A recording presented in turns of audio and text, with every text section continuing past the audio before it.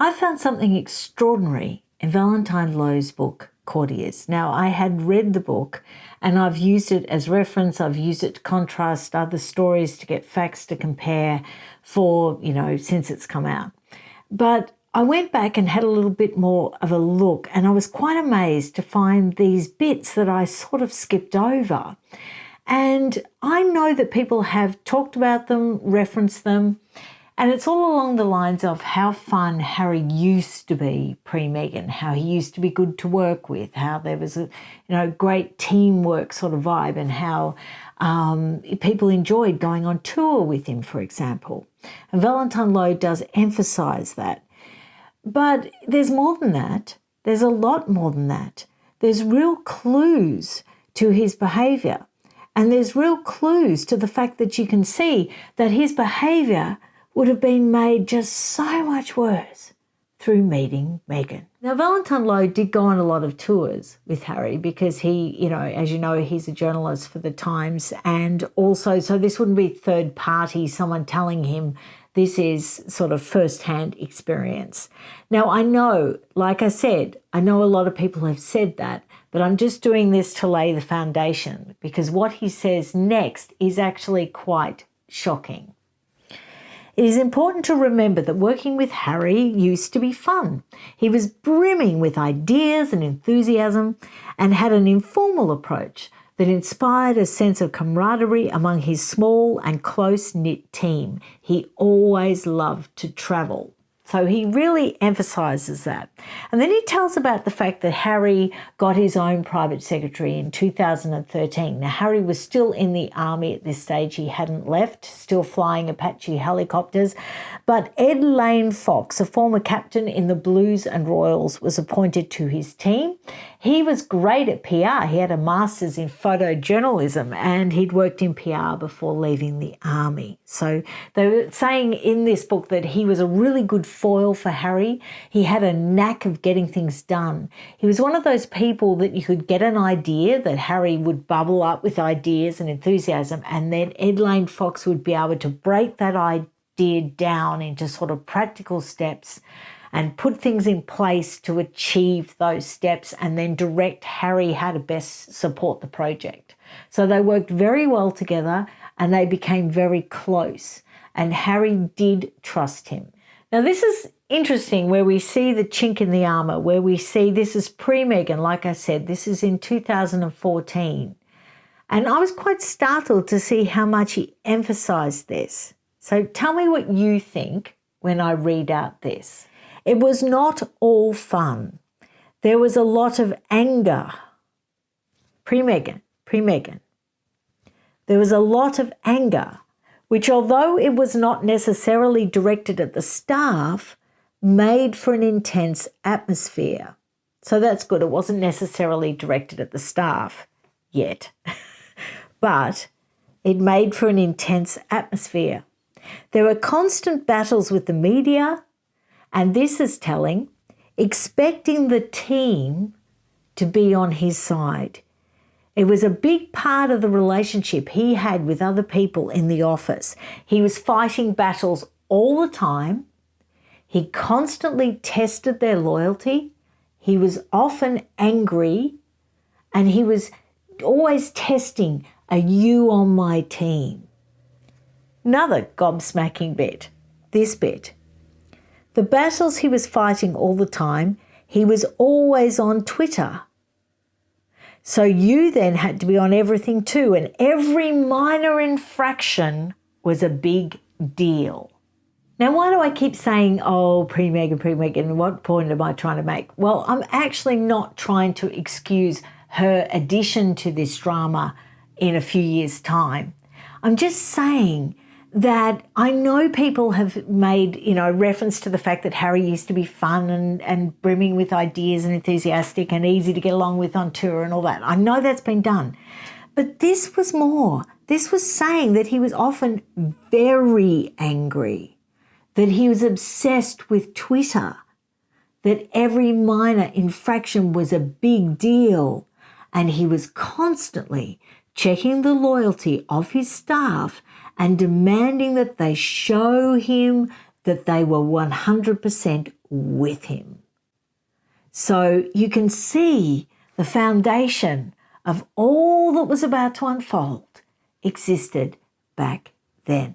Now, others probably have reviewed this when they reviewed Valentine Low's book, and like I said, I did delve into his book a lot. But for some reason, I missed the cocaine reference. I missed the joke that Joe Brand made about Harry and cocaine, taking cocaine. A joke. It's just a joke. But I missed it, and that makes me furious because it's probably been covered extensively by everyone else. But just in case you missed it, I thought it would be worth saying. So it was around the time of George's baptism, and Harry was a godparent, and also William Van Kutsen was also another godparent, okay? And the presenter, Joe Brand, the satirical news quiz, Have I Got News for You, in October 2013, the guest presenter, Joe Brand, had made a joke implying that Harry took cocaine. And the joke was that the nickname for William Van Cutsem is Hugh Van Cutsem, and Harry then snorts him. Now, how did I miss that on the first time reading of this book? How did I miss that? Now, this is Harry's reaction. He was apoplectic with rage. And the row took up a lot of office time. His staff even had a meeting with the controller of BBC One, Danny Cohen. The BBC refused to apologise because they said at the time that they thought that it was a joke, which obviously it was.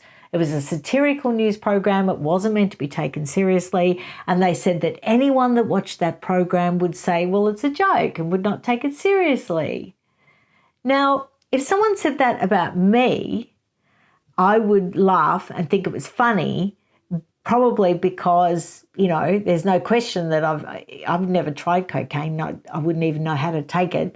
And I don't know what you get from it or anything. I've just never come across it. I'm not saying I'm a goody two-shoes that would never try it. I just have never, ever come across it to try it anyway.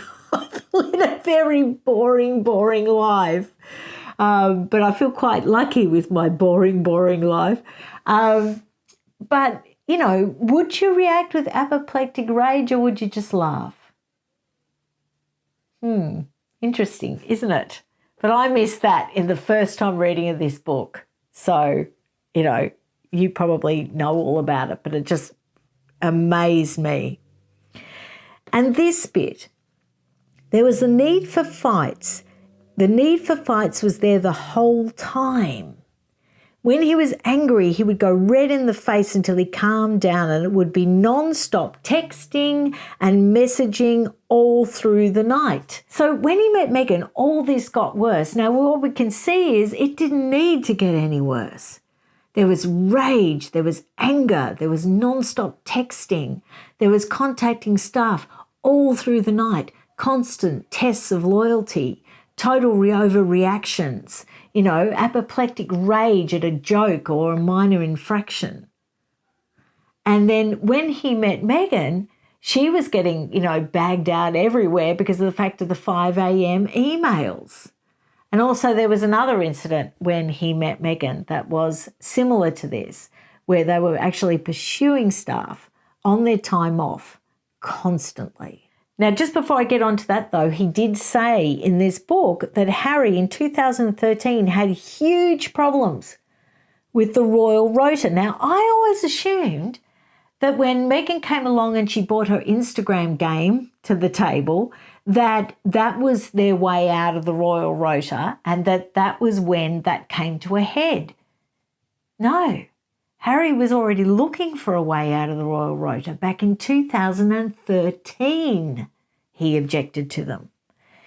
And he said that they gave access to the same tabloids that ran inaccurate stories about him, and why should he cooperate with these papers that made his life such a misery? So a lot of the same story that came up in the court case, poor professional standards, and it continued to obsess him for years. And then Valentine Low says, until he and Meghan then took action and sued and did all that. So It's like he was already obsessed. He already had all these ideas. He already had all the anger. And then he met someone that helped him go that next step, which hasn't worked out all that well for them, but helped him channel that into action. Not necessarily positive action, but action nonetheless. He would use this phrase the whole time, the palace syndrome.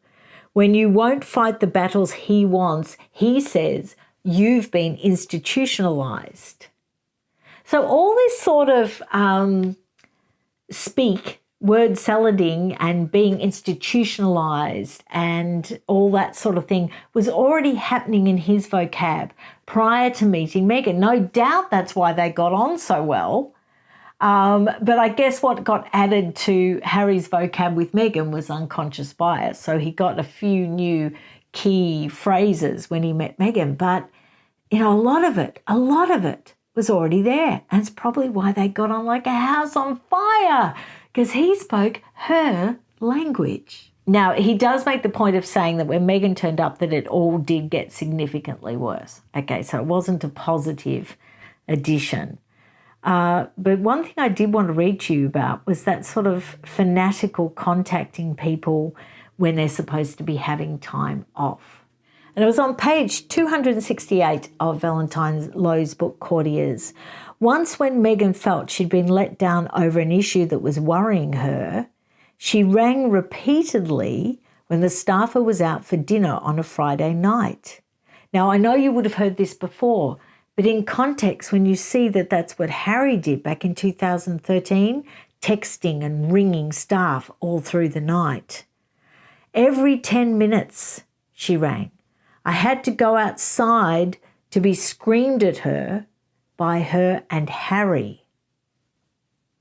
It was, I can't believe you've done this. You've let me down. What were you thinking? It went on and on and on for hours. The calls started again the next morning and continued for days. You could not physically escape them. There were no lines or boundaries. There's that word again, boundaries. Not blurred boundaries, obviously no boundaries. Isn't that a sort of astounding behaviour?